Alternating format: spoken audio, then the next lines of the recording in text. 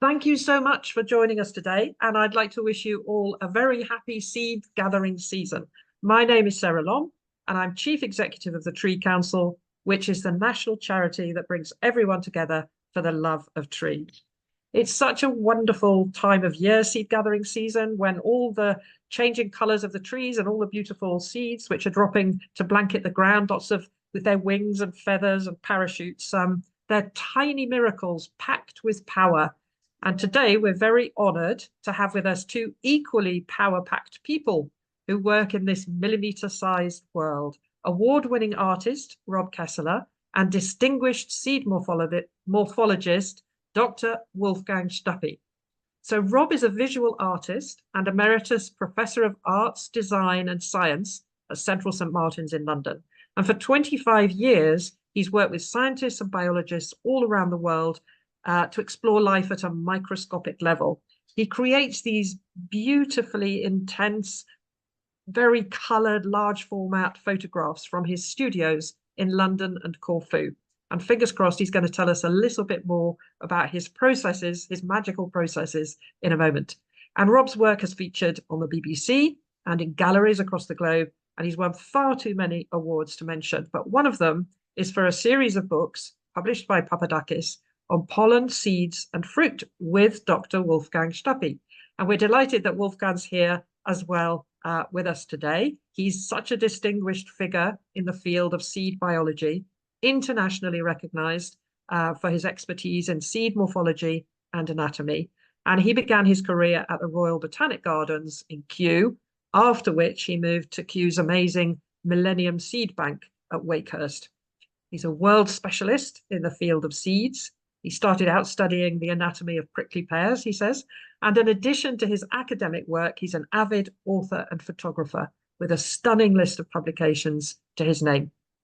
Like Rob, he travels the world to international acclaim, although I gather not quite so much as you're used to, Wolfgang, and he's now curator of the Botanic Garden at Ruhr University in Bochum in Germany.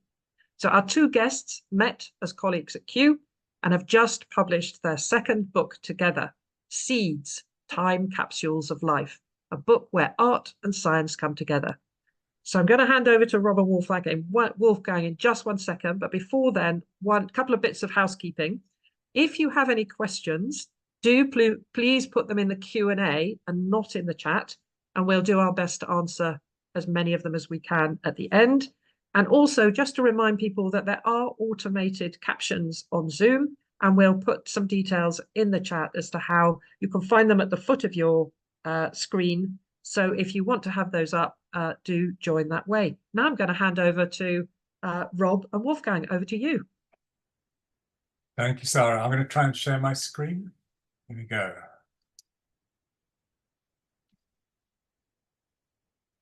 Wonderful. Oh, too far back.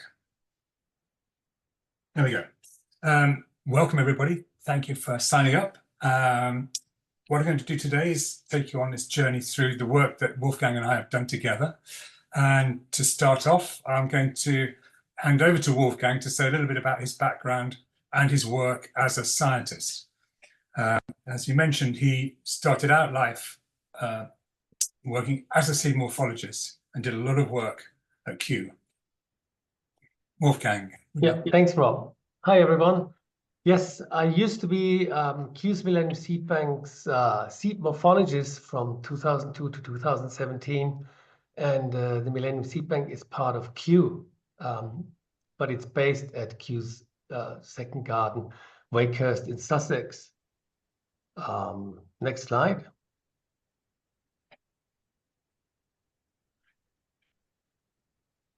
So at the Millennium Seed Bank, seeds from all over the world are collected as a huge conservation project. The ability of seeds to endure, to survive over long time spans, if they're kept dry and cold, is exploited there. So the seeds are kept at -18 or -20 degrees in underground freezers. And there's Harrington's rule of thumb says for every 5% reduction, 5 degrees reduction in temperature, seed lifespan doubles.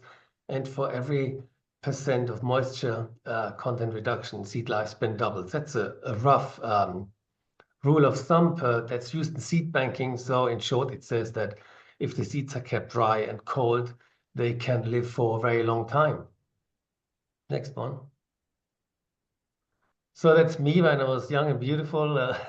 My job was to study the external and internal structure of the seeds collected for the Millennium Seed Bank. And part of that meant cutting them open, taking pictures, labeling things inside, and then putting them on the web so that people can use them. What Rob just shows here is a barley seed cut lengthwise. At the bottom, one can see the embryo, and above the endosperm. That's a detail. The outer alluron layer of the endosperm is alive, and the rest of the endosperm is dead. And you can clearly see the distinction of those first 2-3 layers on the outside. There it is. That's the live alluron layer in a grain of grass. Okay. So seeds come in all sorts of sizes, and the biggest one you probably know is the coconut. It's pretty big. It's actually, the coconut is a single-seeded fruit, and inside the kernel is this huge seed. But the biggest seed of all is really the double coconut, or the Seychelles nut, which can weigh up to 20 kilos, and it takes about 7 to 10 years to mature. So this is the biggest seed in the world from the Seychelles. Then the smallest seeds in the world really belong to orchids. They have got very fine dust-like seeds. They can be way smaller than a millimeter. Some go down to a bit more than 1/10 of a millimeter. And they shed from these capsules, and they really look like dust. If they would lie on your table without looking too close, you would just wipe them off and think it's just some specks of dust. This is the South American orchid that has actually quite large seeds. They're more than a millimeter long, and you can see them lying on a penny coin there, just to give you some sense of dimension. Just to go back slightly to this, this is a photograph from Greece, and it's from an area of land that was completely burnt 40 years ago. Big forest fire swept the whole valley, and it regenerated. And now where this photograph was taken, there are swathes of wild orchids of about 15 different varieties that kind of regenerated, because the seeds were kind of locked within the ground. And it's very near where I have a studio, and because we never cut anything until everything's really, really dry, the seeds manage to kind of propagate well. And it's astonishing to see how many there are. Literally, it's difficult to walk without stepping on orchids. Yeah, this is the picture that shows the diversity of fruits and seeds, the shapes, sizes, and colors they come from. They come in. This is the unique opportunity I had at the Millennium Seed Bank, where seeds and fruits from all over the world were collected to store the germplasm. And I got to look at the structure. And when I saw this was just mind-blowing. And each of these seeds and fruits, no matter how colorful or crazy they look, they tell their own story, because seeds do carry a huge responsibility. They carry the next generation of a plant species. And as a seed, they have the one and only chance in a plant's life to travel. So only as a seed that carries a small plant inside in form of the embryo, plants can move from A to B. So plants have evolved a huge range of dispersal strategies that fit exactly their environments. They have co-evolved with for millions of years, and everything you see here, almost everything, has got some kind of significance in the life of this plant and who they live with and what they live with. The seeds have to be dispersed. That can happen through wind. The plant sometimes has just got explosive capsules and shoots them away by itself. Animals are very, very important. Animals are the most reliable couriers because they got some predictable behavior other than wind that just blows things anywhere. So the most amazing and fascinating thing for me was to find out more about why these seeds look the way they look. Why are they blue? Why have they got these orange appendages? Why have they got this honeycomb structure? Why are they small? Why are they so big? All these questions. And it teaches you the sign language of nature. So you can actually read a lot from these pictures about the biology of the seeds. This is a bird of paradise flower from South Africa. It's a very famous flower. Everyone knows it as a cut flower. It produces these black seeds with a shaggy orange wig. And this orange wig is actually called an aleosome, a food body. It attracts birds for dispersal. These orange hairs are very nutritious. They've got a lot of oil. It's high calorie food for them, really. And birds can see colors like we do. They've got very good color vision, other than the mammals which are usually colorblind. And birds spot their food from the air. So bird dispersed fruits and seeds are usually very colorful. It's a very contrasting display, like this Strelitzia. You can see the white open fruit and the black seeds with that orange shaggy wig. That's typically bird dispersal, and it's very successful. That's the Strelitzia's counterpart from South America. Again, we've got these seeds with this orange wig. The shade of orange is slightly different and tailored to the preferences of the birds in South America, but it still works as a very colorful display that catches the bird's attention. So when you go to Madagascar, you find the traveler's tree, which is a very, very close relative of Strelitzia and Phenacospermum, but the seeds are blue. They have a blue appendage. It's like wax paper, soft. But it really is as blue as you can see on this picture. That's the natural color, and that is very, very rare. So why would they have blue seeds? Blue seeds are really, really, really rare. And it's interesting when you study the biology of Madagascar. Madagascar is very special. It's been separated from all other land masses for more than 60 million years, and it's done its own thing, evolutionary. Most of the animals and plants in Madagascar are endemic. They only occur there. And it was really by chance that I read that there are only 5 seed dispersing birds in Madagascar, 5 species, but there's a lot of lemurs. And lemurs are really the main seed dispersers in Madagascar. And then I also read that lemurs are prosimians, they're half monkeys, and they can't see red. They can only see blue and green.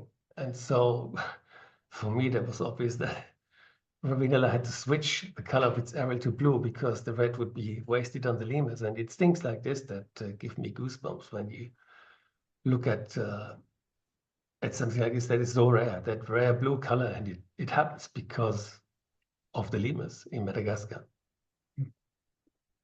And things like this give me goosebumps. So these are images of much smaller seeds photographed on an electron microscope. So seeds, as we saw, come in huge sizes down to very tiny. And working with the electron microscope, we were able to examine all these different kind of structures. But the microscope gives them in grey. And when I started doing this 25 years ago, there were programs to add colour the scientists use, and they would refer to that as false colour. But I had other ways of doing it, really. And I thought that you could introduce colour to communicate a range of aspects, whether it's to do with the structure, the form, the dispersal, or even just the character of the actual specimen. So there's a range of different seeds here. So I thought it'd be useful to show how I sort of transform them from this. So this is a Chromaria seed, and you can see it's one of the things is to get seeds in as prime condition as possible. And something like this is very, very fragile. So we have to kind of select the best one. And then to prepare it for the microscope, this is a scanning electron microscope, the one I use for most of these images, although it's over 20 years old now. It works with a vacuum chamber, and the specimen has to be coated in a microfine layer of platinum or gold. In this case, it's platinum. And the specimen is put into the vacuum chamber where it's bombarded with a beam of electrons. And they bounce off Oh, there it is. There's a coated specimen. And they bounce off and they're picked up by the sensor, and you get remarkable kind of resolution at microscopic level. I mean, seeds are very large, in fact. I mean, the microscope was designed really for looking at very, very small things. But I was kind of pushing it to the limit and seeing what we could put in. So here you can see the gray image, which is what I start with. And then I have to take a lot of images, piece them together. So it's a reconstructive surgery, if you like, to piece it together to get to a grayscale image where I've played around with the kind of the tonal levels to really bring out its three-dimensionality. And then I introduce color. And the color does many things. The color, I start with referencing the original plant, the colors of the original plant. And as I said, I emphasize different structural characteristics. The seeds change color during their life. They start off maybe a pale yellow and go green to brown to black. So when people say, oh, is that the real color? So I say, no, it's not the real color. It's the color which is imbued, it's inherent within the DNA of the seed. So when the seed germinates and propagates, you can think of it as taking up these colors again. So I'm kind of reflecting that. And also I'm bringing what I feel is the character to this. I mean, this is a very spectacular image with these kind of thorns. So it was quite a romantic image in a funny sort of way, like this heart shape with these pierced thorns. So that's really the process I go through, and that can take a long time. Some of these hairy specimens that we came up with took a lot of cleaning up. So this is a little kind of video of roughly how it works.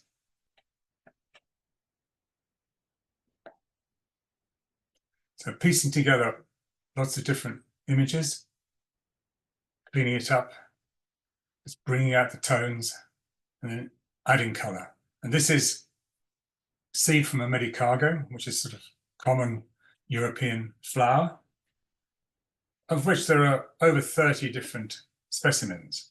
So this is an ant's midden. It's outside an ant's nest in Greece. And ants are huge scavengers, and they collect seeds from all over the land, which they take back. And dispersal is what plants rely on, different forms of dispersal to spread the seed. And you can see here, the strength of these ants carrying these things around is phenomenal. So I don't have to sometimes go very far to collect seeds. The ants are doing it for me. I just go and pick them up. I mean, technically, there's a difference between fruits and seeds. So technically, these are fruits with a seed inside, but we tend to call them seeds. So here's just 4 types of medicago, all kind of smallish, except for the green one, which is from a medicago arborea, which is a tree medic, which is about the size of about 10 millimeters across, whereas the others are a bit smaller. There's something else, Wolfgang. Would you like to tell us about this one? Oh, yeah, that's pretty evil. It doesn't look evil yet, because when the fruit is immature, it's covered in a green soft husk. That green husk then dries and drops off, and the fruit splits to produce these 2 really sharply pointed beaks. And that fruit is about 20 centimeters large. That's very big.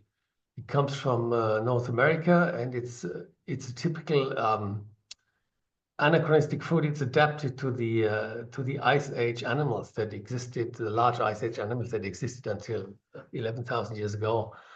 You can see that those 2 prongs are really poised to catch onto the hooves of animals. And 11,000 years ago, there was a big megafauna still in North America, including wild horses and other animals that would have stepped into this or onto this fruit, and then it would have clung to the hoof, and the seeds would have been scattered as the horse or whichever animal walks along. So this is not a very gentle way of dispersing seeds, because those pointy tips can really dig into the skin of the animal.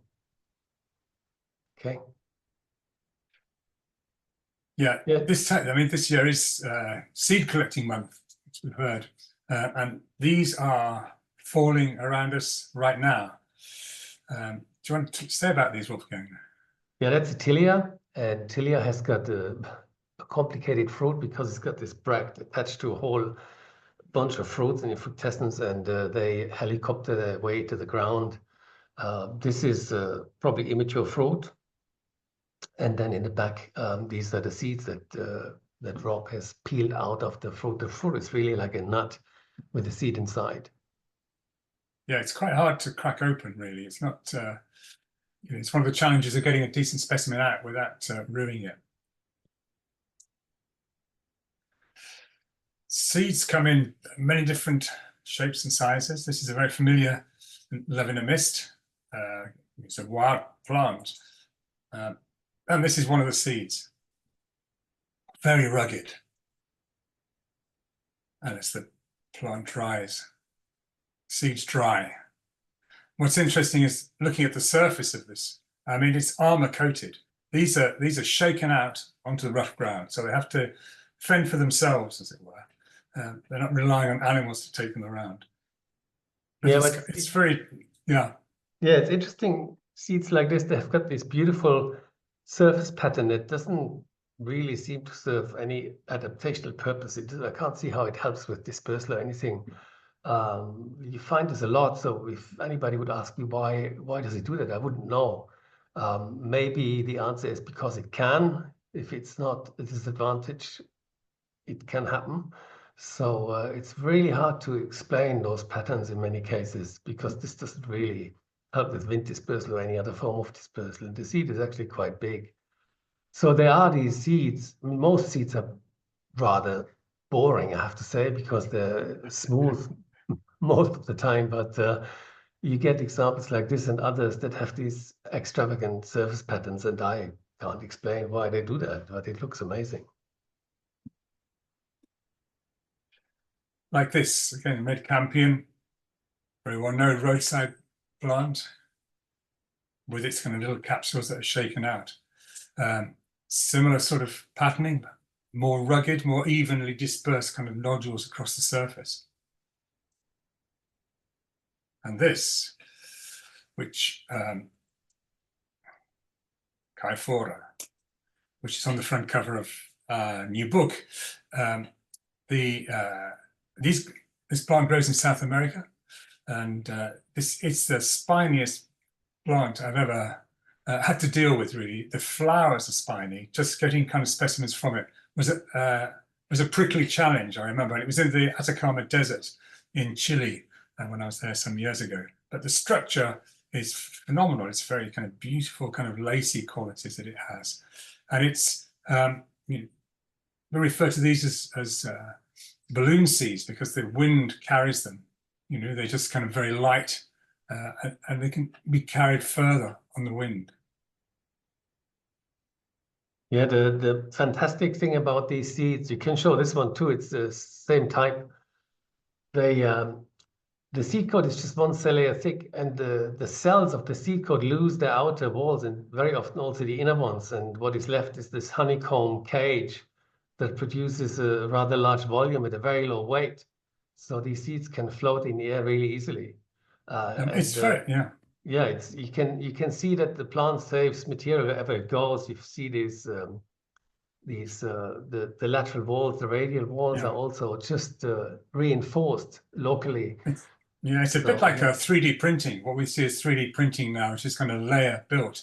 The other 3D printers are wasps, so it's always interesting looking at parallel morphologies across different life forms within the living world.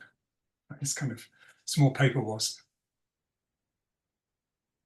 Another very light, beautiful wind-blown seed, Nemesia, multicolour kind of flower. So that's reflected in the coloration that I've given here. And just this kind of complex structure, really almost like contemporary architecture, engineering, and the way that modeling now within computer modeling can generate forms like this. So plant world has always been referenced, from classical Greek volute columns through to kind of material like this now. This is an interesting tree. It's a seed pod. Seeds inside.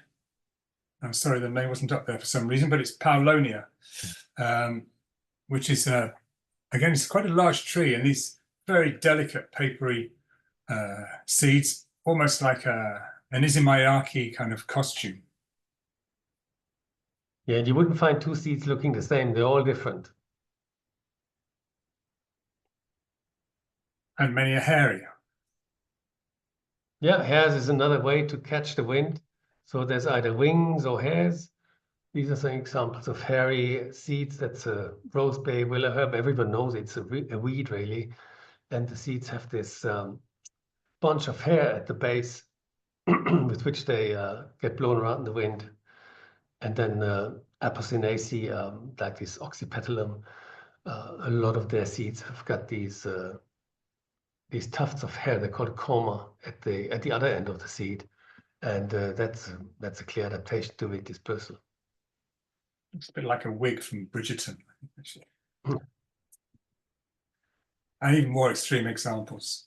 Yeah, those we took because they look so crazy. I mean, that Hibiscus mirabilis has got this this bunch of hair on the back that radiates all around the seed, and this little Australian daisy has got these throats that look like a feather mask. Really, very, very bizarre. And it just kind of refers back to the kind of, the kind of folklore of the green man, which features in kind of medieval architecture and illustration. Two more flowers, and their seeds. These are kind of like parachutes, really. It's almost balletic, which is what I was really kind of bringing out within that. You can going back, you can see I'm referring back to the colours in the original plant.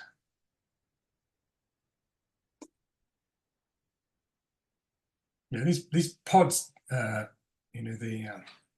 acacia kind of cracks open, and the seeds are kind of thrown out. And with the scarlet pimpernel, the little capsule, which is the nodule on the top, when an insect bird passes by, it hits that and it flips in half and throws the seeds out.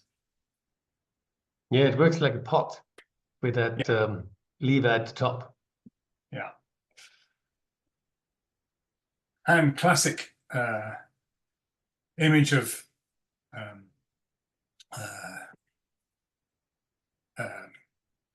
it's Velcro, yeah. Velcro, so, Velcro. And so it existed in nature. That's what they were looking at, really, when Velcro was developed. These really spiny Acalia. And again, wild carrot and cocklebur. So all these catch on to fur, different insects, anything passing by. These hooks are a very cheap way to get animals to carry the fruits away. Seeds from fruits can either attach themselves to the outside of an animal, so it involuntarily becomes a courier, or plants can offer an edible reward, which is expensive in terms of providing nutrients to the animal. So there's fleshy fruits and seeds that actually reward the animal for carrying away the seed. And then you have these guys that just hitch a ride for free. Yeah. This is slightly different. This is Blepharis from Namibia. So it has to survive in very harsh conditions, and it can lie in the ground for many years until it rains. And then that happens. It opens up to take advantage of any moisture it can while it's there. It's quite a remarkable kind of transformation. Yeah, it's these hairs become sticky and they glue the seed to the ground and help to position it so that the root can go straight into the soil. It's very clever. Cacti have seeds. All plants have seeds. What's interesting is, go on. Yeah, there are two charismatic cacti. Lophophora is the peyote from southern US and Mexico, and then Areocarpus, anybody collecting cacti. This is the Mercedes among the cacti in collections. They have these seeds, like many other cacti, they have these beautiful surface patterns. And they have cuticular folds, so you get actually on top of the seed coat pattern, you get a pattern on each individual cell with these cuticular folds. Why they do this, I have no idea, but it looks very interesting.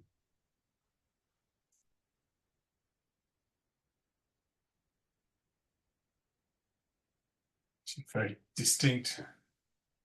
Yeah, that's a wild leek, and Caryophyllaceae and Rabilleria holostea, greater stitchwort, they're not really closely related. I mean, Allium is a monocot and Rabilleria is a dicot, but they have these, the epidermal cells of the seed coat are interlinked into each other like pieces of a jigsaw. Not all seeds do that. Some do, and it looks, this is how it looks. It's, yeah, like a jigsaw, really. Yeah, it's to do with kind of the way the cells are growing and pushing against each other. It's like a push and pull. I just like the one on the right. It's like a kind of, it's like a sculpture made up of the fingers from rubber gloves, really. Then there's the familiar poppy. You know, the seed cap develops this kind of hard cap. So there we have it. And when we were doing the new book, I was keen to try some other forms of microscopy. And there's the seed. This is, again, using scanning electron microscopy. Again, a kind of hard-coated seed to cope with being just thrown out. But I was trying some other forms of microscopy. So these are X-rays looking through the poppy seed head. So you can just see some of the seeds that were still left inside there quite clearly. And then you take a section through that, you can see the chambers inside, the compartments that hold all those seeds packed inside.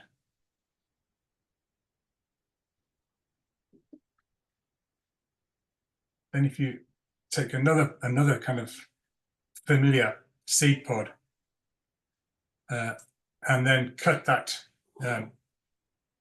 through with the X-ray, you can really see the seeds packed tightly inside there and the delicate kind of framework around it.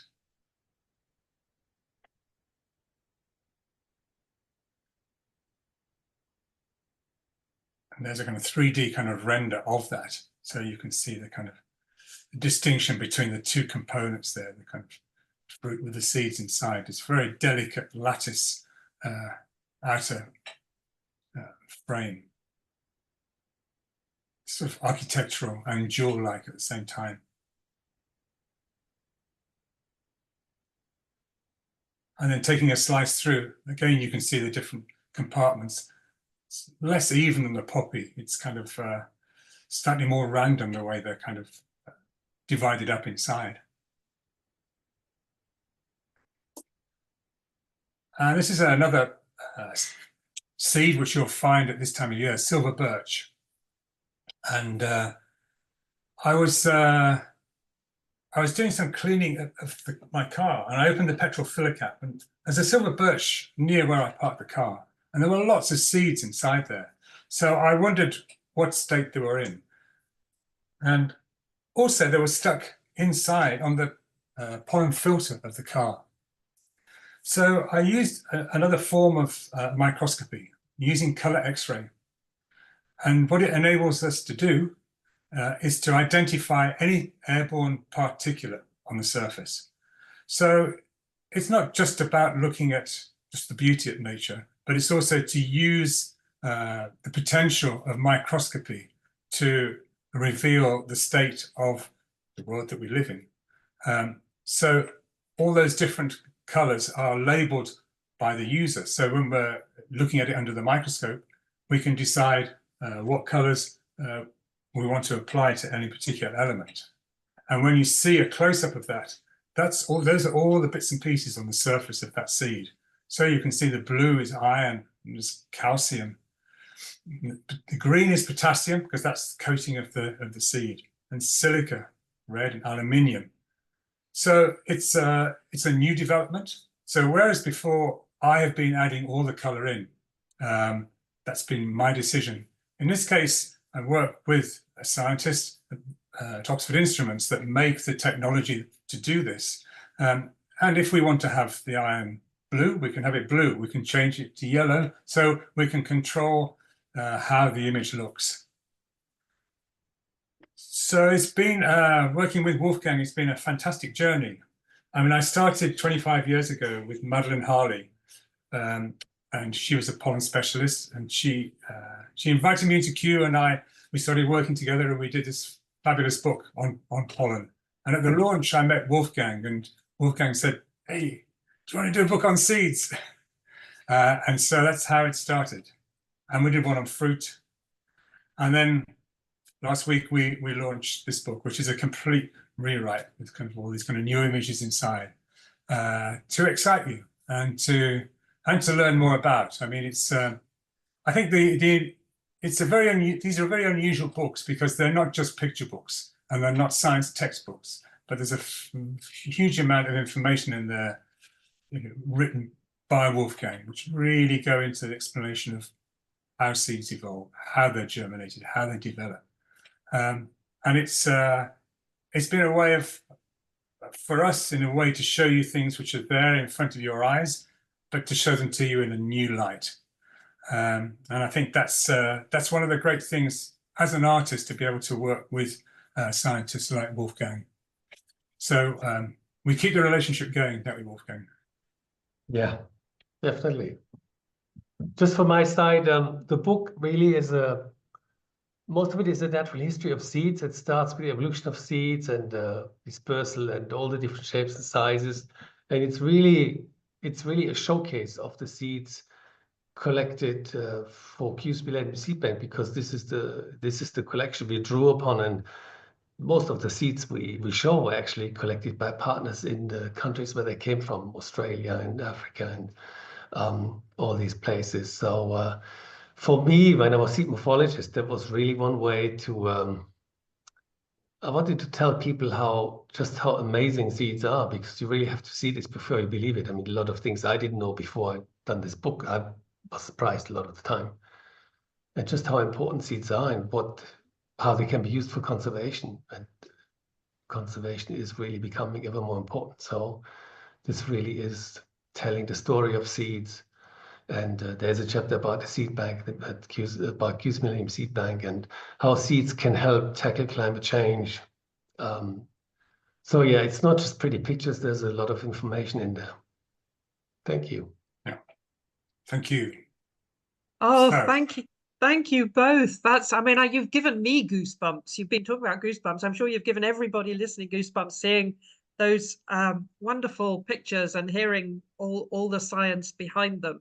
We have got, I love the Bridgerton wig as well. Great. The little orange wigs. Very good. We have got some questions from coming in. So one from Mike, who says, which plant has the maximum ratio of seed to plant size, i.e. the smallest seeds producing the largest plant? Any thoughts on that one, either of you? Oh, that's difficult. I would have to think about this, really. Is it general that small seeds make small plants, or large seeds make large ones, or is that? Well, I guess if you take the smallest flowering plant in the world, which is a Wolfia, and if it does fruit, I think the fruit it produces, or the seed, is almost as big as the plant. So, but that's a very odd example. Okay. I guess it's relative. So if you need to measure the size of an orchid seed in relation to its height, so that's a different aspect there. So it's a relative growth differential between the seed and its final form. So one would have to measure it in different ways, I guess. It's an interesting question. Yeah. The orchids brings us back, because you mentioned orchids and fire when you were talking, and Leslie asked, what is the role of fire in seed germination? Are there some seeds that will grow after fire? Absolutely, yes.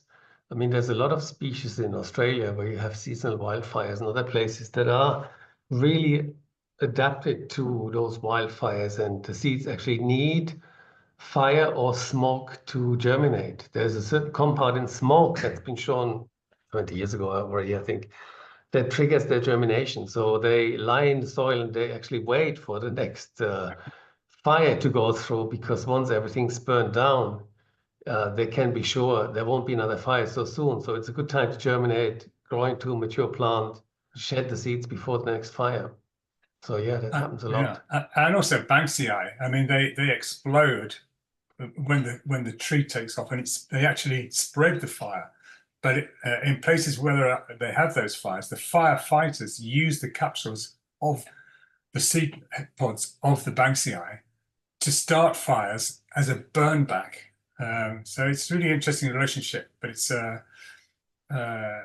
depends where you are. I mean, that fire I mentioned in Corfu, it's a very lush island and stuff remarkably grows back. So yeah.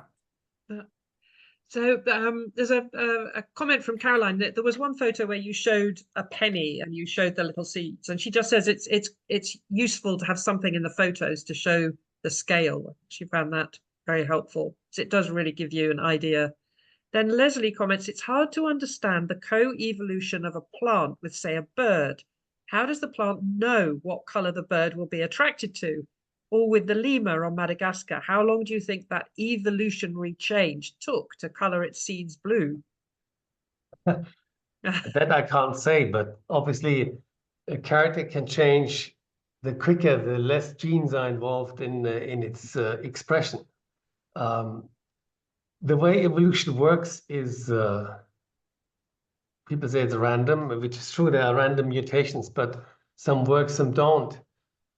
And you have to imagine you have to unlock a safe with a number combination of 100 numbers, and you'd say you will never ever be able to open that safe because there are an infinite number of possibilities. But if every time you get one number right, you hear a click, you can open that safe really quick.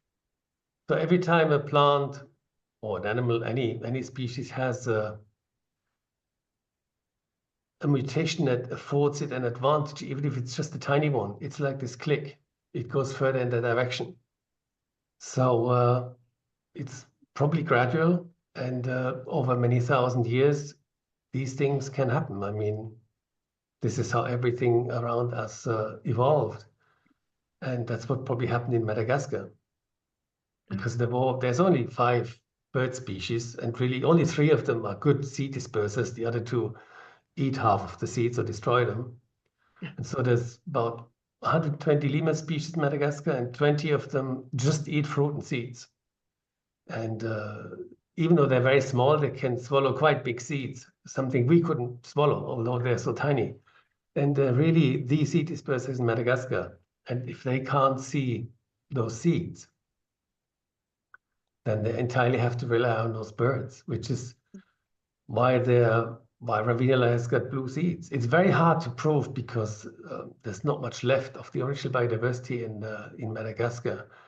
And like with these anachronistic fruits, like fruits that have been dispersed by extinct animals, it's very hard to prove that something is being or was being dispersed by an animal that doesn't exist anymore. You can imagine. Scientifically, it's hard, but once you understand how evolution works, how nature works, and you can read the sign language of nature, you just know. Like Charles Darwin knew when he saw that orchid with this ridiculous long spur in Madagascar, he predicted there has to be a hawk moth with a tongue long enough to reach the nectar at the end. That's how it works. That image of the safe is really good as well with the click. It just kind of like, yeah. So a question I think for Rob, how do you cut through the seeds without causing any damage? They look so perfect. Oh, well, we both do that. I mean, there's 2 ways really. You can either do it by hand using a very sharp razor, and you do a number of them till you've got a really clean one, or you can use something more technical like a microtome. You can freeze it and put it through a particular very sharp blade, which they would use in science institutions in a way. I've always tended to be more of a DIYer in a sense. So I kind of anything I can do by hand, I will. So, I mean, I have done other work with sectioning through plants and stems and tissue, and I do that really by hand. But those ones of the barley seed, Wolfgang did those. Maybe you could say, Wolfgang, because you cut those in half, I seem to remember. I can't remember anymore.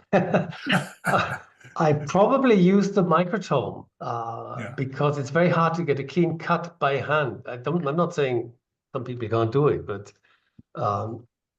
I froze the seed in a block of ice and then just shaved the layers off until I was in the middle. And then you take it out, defrost it, and prepare it for the SEM. That's how you get these clean cuts. And the both of you, is there a particular software, Jill asked, that you use to create your images? I just use Photoshop. It's very basic. I start off with a black and white image. I clean it up so it's it's a really high quality black and white image. Then I will make it into a duotone, if that means anything to you. And then I'll introduce a bit of color based on the plant. And then I'll convert that to an RGB, red, green, blue file. And I will then make various layers of color. So the same image in various different colors. And I'll cut through those layers, I'll work through, so I can kind of almost tonally affect the color. Like I'll open up layers and close them down. It's sort of really modeling the surface. So it's as though light is being cast across it. In a way that light is cast within Dutch painting. If you think of the Vermeer's paintings and the way that light falls on things, that's why I describe them as plant portraits, rather than kind of scientific images. And I was asked early on, is that the real color? And I would say no. And people say it's false color. I say, well, no, it's not false color, it's my color. I say, well, no one ever asked Monet if that was the real color. So when he was painting his plants. Oh, I can just see that Caroline has said, as a teacher, I will definitely use that metaphor for evolution, like solving the sequence for a combination block. There you go. Pauline asks, what type of seed is the most successful in germination? Is it possible to say that? So, do winged go on? Yeah, it's usually what we call weeds, the wildflowers that sprout whenever there is an opening in the vegetation. They're very successful. Those little, mostly annual things, they can germinate very quickly, very successfully. Basically, anything, if you open up a piece of soil and you wait, some of the first ones getting there, they're the pioneers, and they're usually very successful. And fresh seeds really have a very high germinability anyway.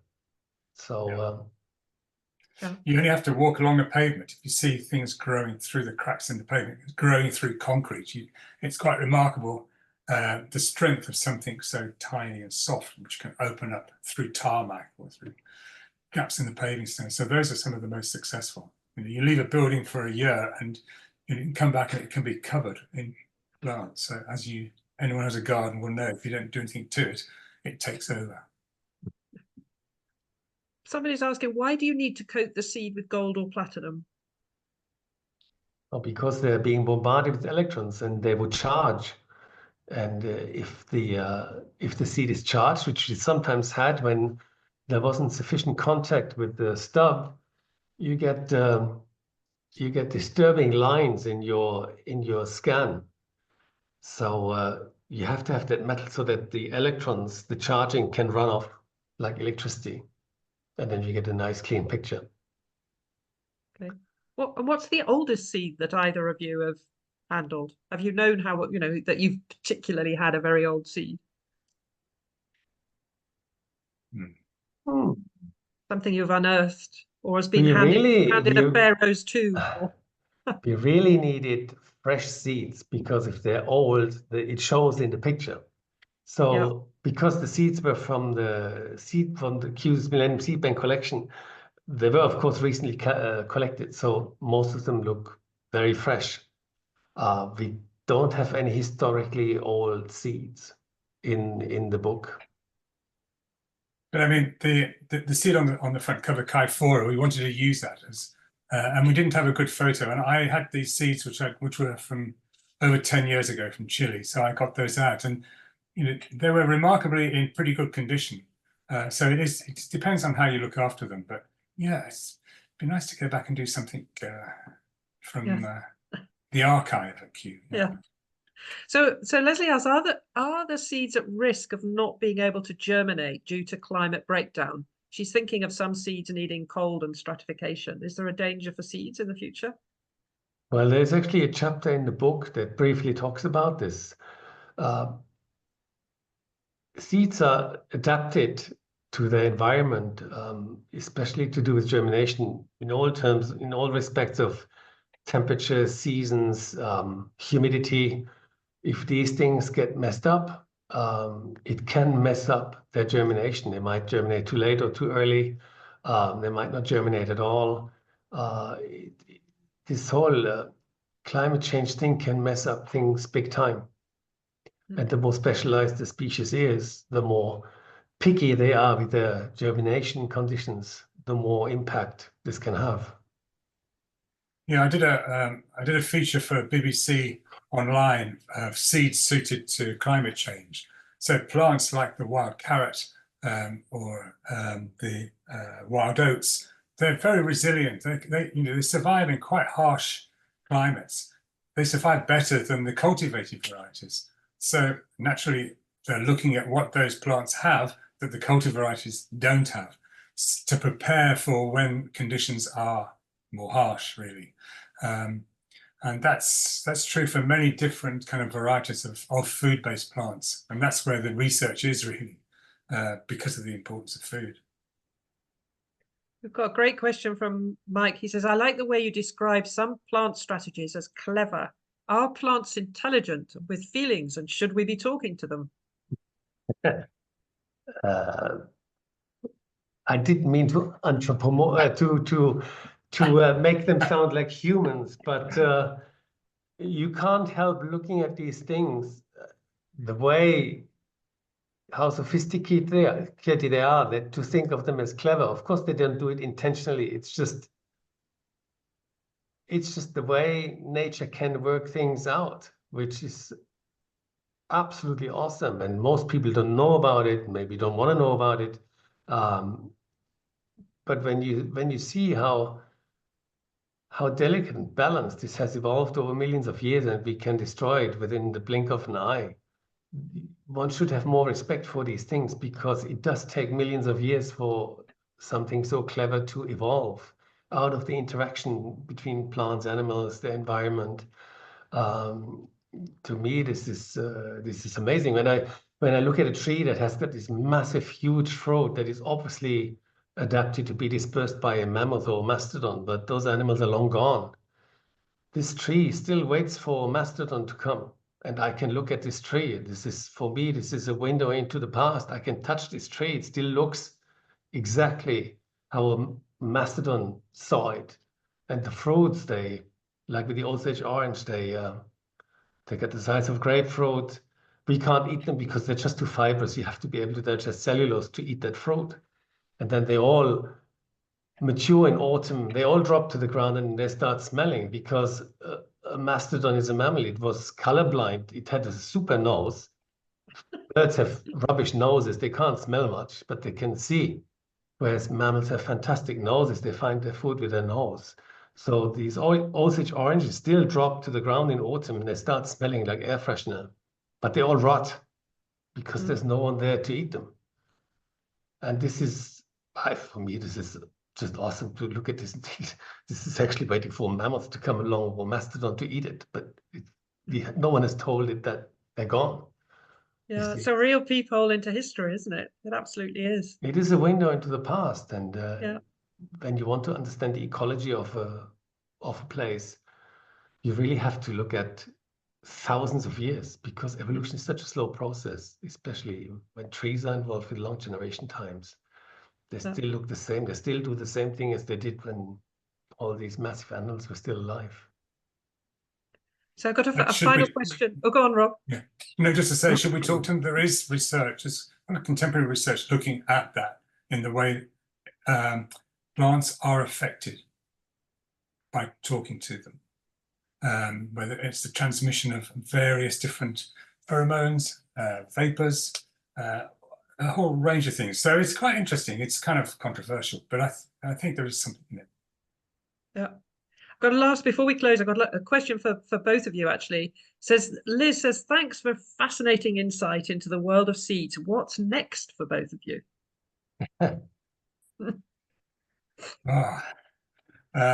Either personal plans or plans together. Well, I've been looking at lichen quite a lot because that's also it's a bioindicator of air quality. It's also a fascinating subject, and fungi generally. I still look and collect pollen because it's the pollen structures are also amazing too. So at some point I'd like to go back and read the pollen book. It's also what people kind of suggest. You know, sometimes someone wants to work or collaborate, and that's also interesting because it's something which you haven't chosen. So, yeah. Okay, and Wolfgang, from you, any plans you're thinking of? Well, I'd like to. It's time is the problem. I'm trying to run this botanic garden with 40 staff together with my team, and I got 2 boys I need to bring up. So once they're old enough, maybe there's time for another book. It's a lot of work. We started working this before I had children, and I worked every evening and every weekend. It took about a year to write the book. It was huge fun, but it was a lot of work. So I wouldn't have that much time at this moment. But yeah. And your botanic garden is open? We can come and visit it? Or... Yes, it's free entry. You can come and visit. Okay. It's fantastic. I went 2 weeks ago. It's a wonderful garden. So I want to say that time's going on. I know people, we like to keep to time, but thank you both so much. I mean, you really have had the goosebumps going for everybody. It's absolutely fascinating hearing the science and seeing those beautiful, beautiful pictures. I just wanted to say that we have a competition running at the moment to the 22nd of October, which is the end of our seed gathering season, where you can win a copy of this beautiful new publication. And we will put the link in the chat so that those of you who wish to enter the competition can have a go. Otherwise, you'll see in the chat as well, there's a link to where you can buy the book at Waterstones. It would make the most amazing Christmas present, I think, for anybody to receive. So it's published by Papadakis. And then next week, we have more about seed propagation and stratification with John Stokes, who's our Director of Tree Science and Research, another webinar next Wednesday, a masterclass online. Again, link in the chat if you want to sign up to that, or go to the Tree Council website and you'll find more details. Thank you, everybody. Thank you, our brilliant and wonderful panelists. Thank you, our audience, for joining us today. It's been wonderful hearing your questions and having you with us. Goodbye until next time. Thank you. Thank you. Bye-bye.